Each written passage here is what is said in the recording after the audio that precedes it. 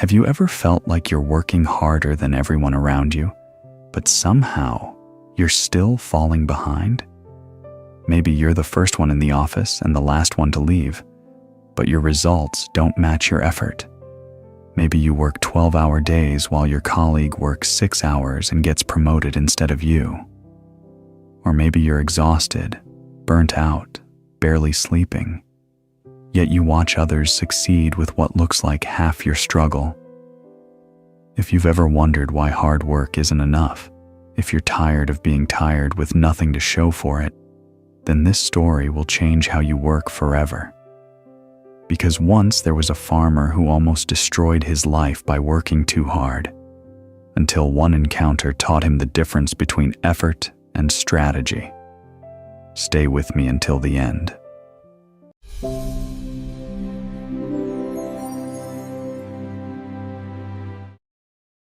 In a farming valley where families had worked the land for generations, there lived a 32-year-old farmer named Thomas. Thomas owned a modest 10-acre farm that he had inherited from his father, and Thomas believed in one thing above all else: hard work. Every morning, Thomas woke up at 4 a.m. before the sun touched the horizon. He worked his fields with his bare hands, refusing to spend money on modern tools. "My grandfather did it this way," he would say. "Hard work is the only honest way." He planted every seed by hand. He watered every row with a bucket. He pulled every weed himself. From sunrise to sunset, Thomas worked. His hands were calloused and bleeding. His back ached constantly, but he wore his exhaustion like a badge of honor. At night, he would collapse into bed, too tired to eat properly, too tired to spend time with his wife, Sarah. She would look at him with worried eyes and say, "Thomas, you're killing yourself. There has to be a better way." But Thomas would shake his head.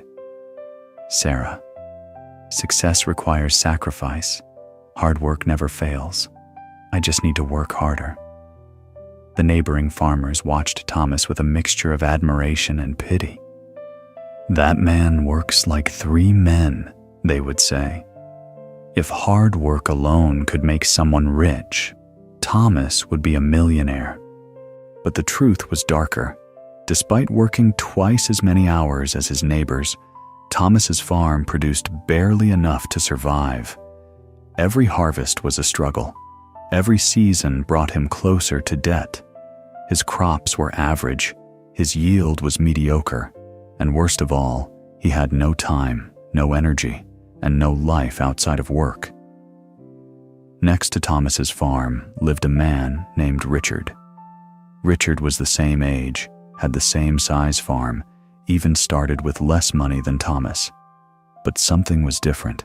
Richard worked from 8 a.m. to 2 p.m., just 6 hours a day. He used modern irrigation systems, hired part-time help during harvest, and spent his evenings reading, relaxing, and traveling with his family. And somehow, Richard's farm produced twice what Thomas's did. This fact haunted Thomas every single night. One brutal summer, a drought hit the valley. Water became scarce. Every farmer faced the same challenge: how to keep crops alive with limited resources. Thomas decided to work even harder. He woke up at 3 a.m. instead of 4 a.m.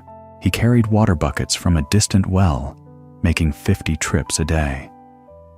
His body screamed in protest, but he pushed through. "Hard work never fails," he repeated to himself like a prayer. Meanwhile, Richard simply adjusted his irrigation system to deliver water more efficiently during cooler hours, losing minimal moisture to evaporation. On the 15th day of this grueling routine, something inside Thomas broke.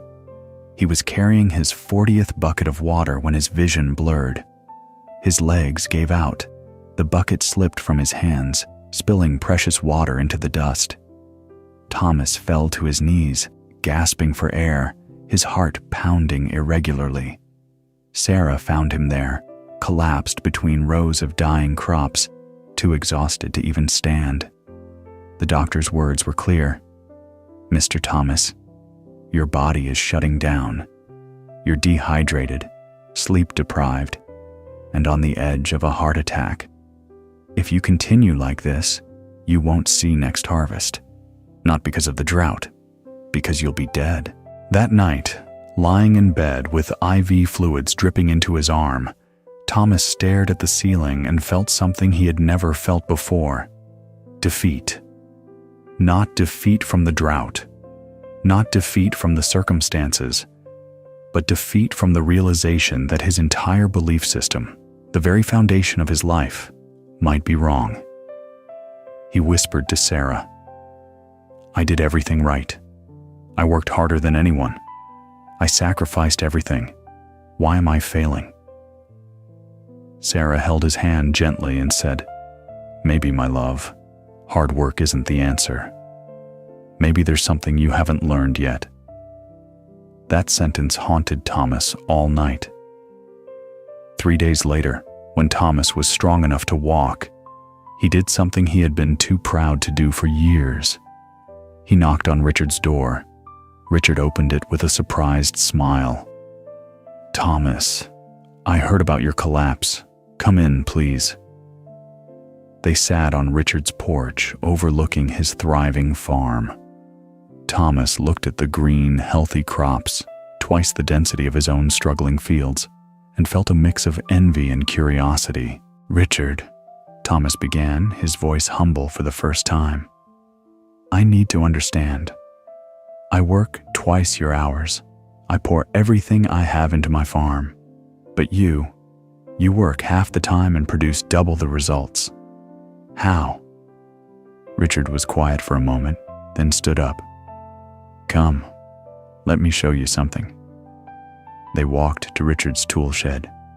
Richard picked up 2 axes, one old and dull, one sharp and gleaming.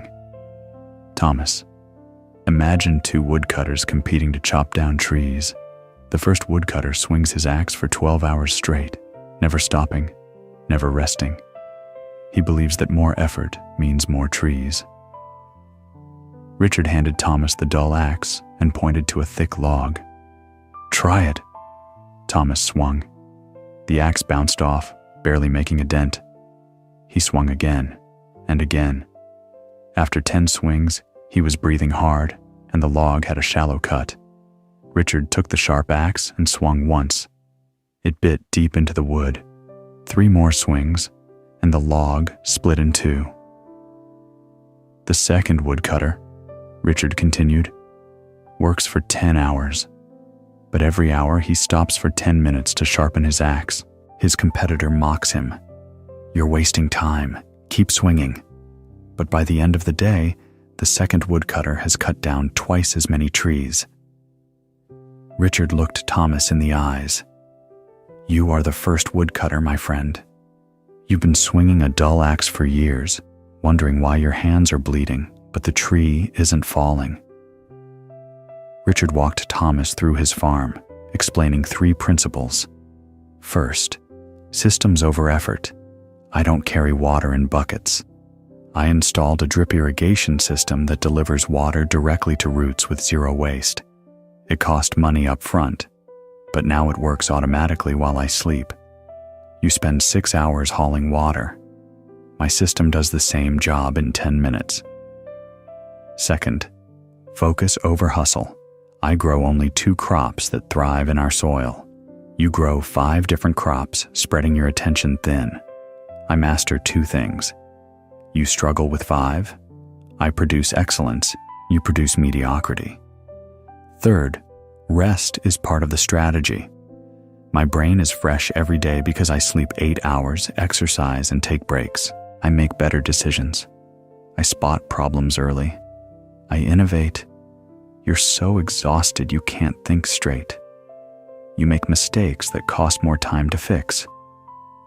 Richard placed a hand on Thomas's shoulder. "Thomas, you're not failing because you don't work hard enough. You're failing because you only know how to work hard. There's a difference between motion and progress, between being busy and being effective. He pointed to the fields. Hard work is the foundation. I respect that. But hard work without strategy is just suffering. It's time to sharpen your axe.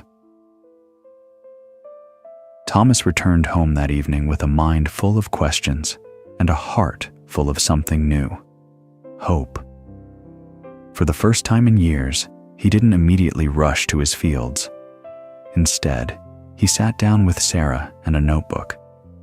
"Teach me to think differently," he said. The next morning, Thomas did something radical. He worked for 4 hours, then stopped. He used that time to research irrigation systems. He visited the local agricultural office. He talked to suppliers. He made a plan.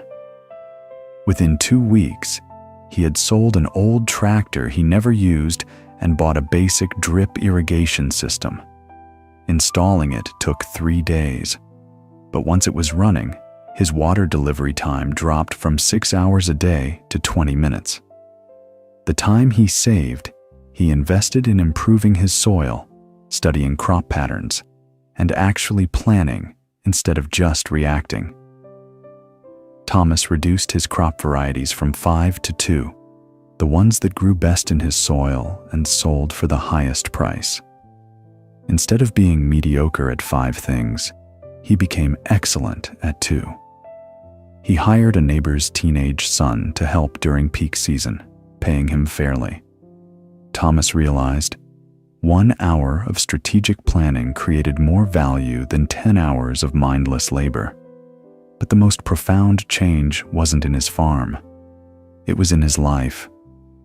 For the first time in years, Thomas had dinner with Sarah. They talked. They laughed. He had energy to play with his children. He started exercising in the mornings, which made him stronger and more focused during work hours. His friends noticed. "Thomas, you're working less, but you look healthier, happier." Thomas would smile and say, "I'm working smarter. Turns out, you can't think clearly when you're exhausted." 6 months later, the next harvest came. Thomas's fields, now efficiently irrigated and properly managed, produced 40% more than his previous best year. Not because he worked harder, but because every hour of work was strategic, focused, and effective. He worked 7 hours a day instead of 15. But those 7 hours produced more than his 15 ever did. Richard came over one evening and walked through Thomas's transformed farm. He nodded with approval and said, "You learned the lesson, my friend. Now, you're not just a hard worker, you're a smart worker." Thomas clasped Richard's hand. "Thank you for showing me there's more than one way to build something great." My friend, Thomas's story is not just about farming. It's about every person who believes that suffering equals success. That if you're not exhausted, you're not trying hard enough. Here's the truth. Our culture doesn't tell you. Hard work is necessary, but it's not sufficient. The most successful people in the world don't work the most hours. They work the smartest hours. Remember 3 things. First, before you work harder, ask if there's a system that could work smarter. Don't carry water in buckets if you can build a pipeline. Don't manually do what technology can automate. Don't brute force what strategy can solve. Second, focus beats hustle. Stop trying to do everything. Choose 2 or 3 things that create the most value and become excellent at those. Mastery in a few areas beats mediocrity in many. Third, rest is not the opposite of productivity. It's part of it. A tired mind makes expensive mistakes. A rested mind sees opportunities. You cannot think strategically when you're running on fumes. So here's your challenge. Look at your work this week. Find the one task you spend the most time on. Ask yourself, is there a smarter way to do this? A system I could build? A tool I could use? a person I could delegate to. Then take one afternoon, just one, to implement a smarter system instead of just working harder. Because here's what Thomas learned and what you need to know. You are not a machine designed to run until it breaks. You are a human with a brilliant mind, capable of creating leverage. Stop swinging the dull axe. It's time to sharpen it. If this story hit home, if you've been grinding yourself into exhaustion, give this video a like and share it with someone who needs permission to work smarter, not just harder. Drop a comment. What's one task you're going to optimize this week? Let's share strategies and learn from each other. I'll be back next week with another story to transform how you think about success. Until then, remember, strategy beats exhaustion. Every single time, your best work happens when your mind is sharp, not when your body is broken.